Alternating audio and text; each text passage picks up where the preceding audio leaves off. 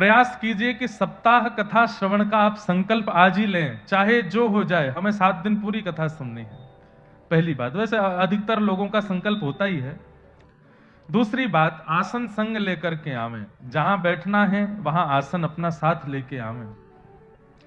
तीसरी बात, कथा श्रवण के समय पर कोई एक नियम धारण करें। जैसे एक बहुत सुंदर नियम है कि कथा में व्यास मंच पर, व्यासपीठ पर जैसे ही व्यास जी आ जाएं, उसके बाद विश्राम आरती जब तक ना हो जाए तब तक मौन रह करके कथा सुनिए। केवल बोलना है तो कीर्तन और भजन में आप बोल सकते हैं, बाकी कोई विषय वार्ता नहीं करनी है। दूसरा एक नियम आप धारण कर सकते हैं कि जितनी देर कथा में बैठेंगे उतनी देर कुछ खाएंगे पिएंगे नहीं, क्योंकि व्यास जी भी कुछ नहीं खाते हैं, व्यास जी भी कुछ पान नहीं करते हैं, तो फिर श्रोताओं को भी कुछ खाना पीना नहीं चाहिए।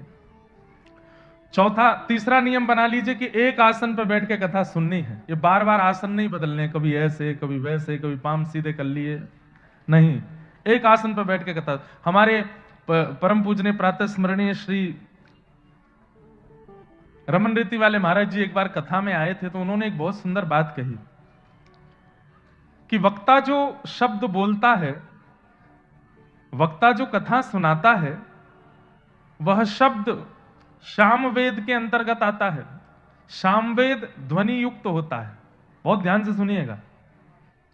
ऋग्वेद, यजुर्वेद, सामवेद, अथर्ववेद, उसमें सामवेद, ये जो स्वर हैं हमारे पास, जो हम थोड़ा भी बोल के समय गाते हैं, या गाना नहीं भी आता तो आप केवल जो स्वर प्रकट करते हैं मुखमंडल से, वो स्वर सामवेद के अंतर्गत आता है।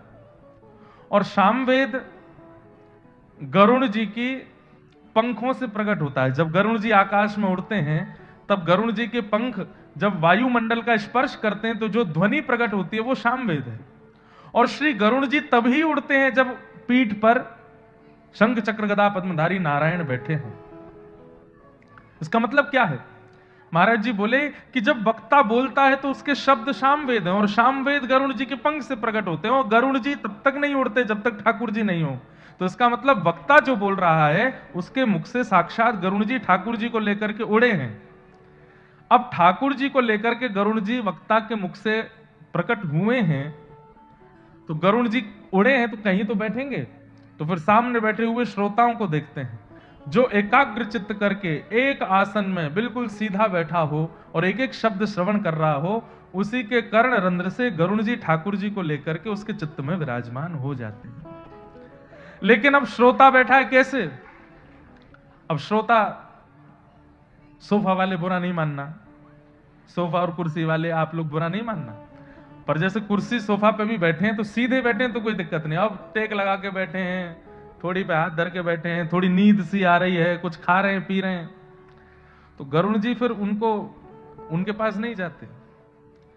या कोई बहुत आसन अस्तव्यस्त करके बैठा हो, गरुड़ जी उसके पास भी नहीं जाते।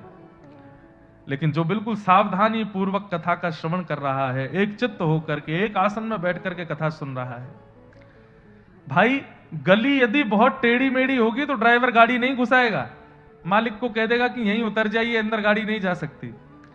ऐसे ही ये कर्ण रूपी रास्ता है।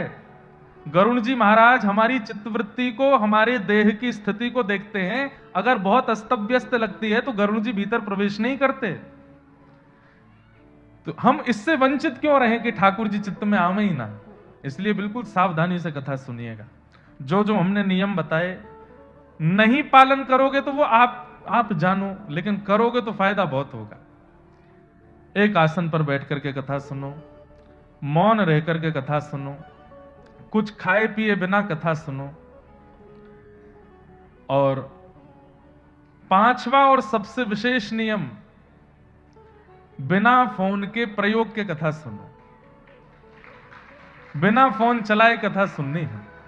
ये फोन वो लोग चलाएं जो कथा में यहां स्पष्ट प्रत्यक्ष नहीं आ पाए, पर जो लोग प्रत्यक्ष आए हैं वो लोग प्रयास करें कि फोटो और वीडियो भी जो कैप्चर करनी है वो यहां हो, वो सदा चित्त में हो, कि रात में स्वप्न में भी वही चित्रण दिखाई दे जो कथा में अनुभव किया था।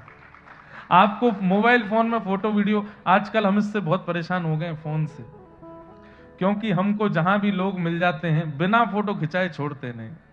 और फोटो खींचने के चक्कर में कोई कंधा पे हाथ धर देता है, कोई यहां पकड़ लेता है, कोई खींच लेता है, बोले खड़े एक एक फोटो खिंचवा के जाओ महाराज जी। हमको लगता है कि बिना फोटो के हमारी कोई वैल्यू ही नहीं है। अरे तो मिले हो, दो शब्द कुछ बात कर लो, अच्छी कोई चर्चा कर लो।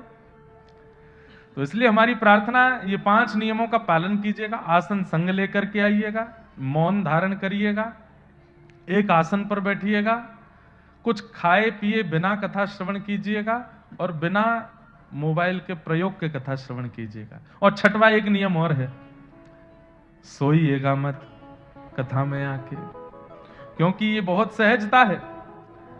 संपूर्ण व्यवस्था होने के बाद में भी घर पर व्यक्ति को नींद नहीं आती बिना दवाई लिए, पर कथा का प्रांगण ऐसा है। लेकिन हम तो बहुत क्या बोलते हैं, स्ट्रिक्ट तो नहीं है, लेकिन ऐसे वक्ता है कि कोई सोता दिख जाता है तो बगल वाले को इशारा कर देते हैं, कौन मारो इसको, उठाओ।